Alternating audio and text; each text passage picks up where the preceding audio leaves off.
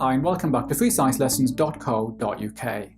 By the end of this video, you should be able to describe how animals can be cloned by embryo transplants and adult cell cloning. And this is for triple biology students only. In the last video, we looked at how plants can be cloned. So in this video, we're looking at cloning animals. This is much more complicated, and it's really important that you learn the stages, as it's a common exam question.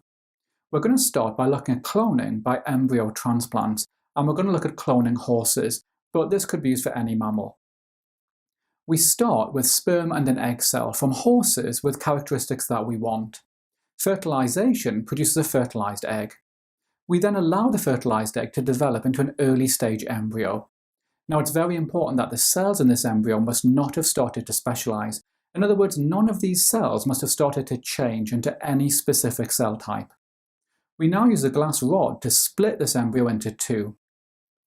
Finally, we transplant the two embryos into host mothers. The embryos will then grow and develop, and when these animals are born, we will get two identical offspring, in other words, clones. Now, there's one big problem with embryo transplants. Because we start with sperm and an egg, we cannot be certain that the offspring will have the characteristics that we want. We can overcome this problem by using adult cell cloning. Adult cell cloning can seem tricky, but it's worth learning the stages. The key benefit of adult cell cloning is that we're cloning from an adult. This means that we know the characteristics that the clone will have. We're going to use sheep as an example. We start by removing a cell from the animal that we want to clone. For example, this could be a skin cell. We then remove the nucleus from this cell. This nucleus contains the genetic information from the animal that we're cloning. Next, we take an unfertilized egg cell from the same species. In this case, it would be from any female sheep. We then remove the nucleus from the unfertilized egg and throw it away. So the unfertilized egg now contains no genetic material at all. We now insert the nucleus from the original adult body cell into the empty egg cell. Remember that this egg cell now contains only genetic information from the animal that we're cloning.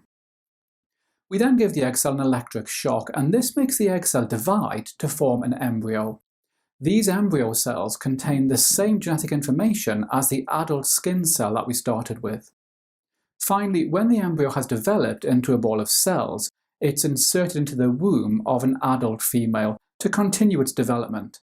The host mother then gives birth to the clone. Now, one key point is that the clone looks nothing like the host mother, and that's because the clone contains none of her genetic material.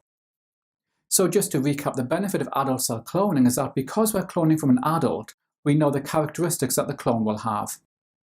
Remember, you'll find plenty of questions on animal cloning in my revision workbook, and you can get that by clicking on the link above.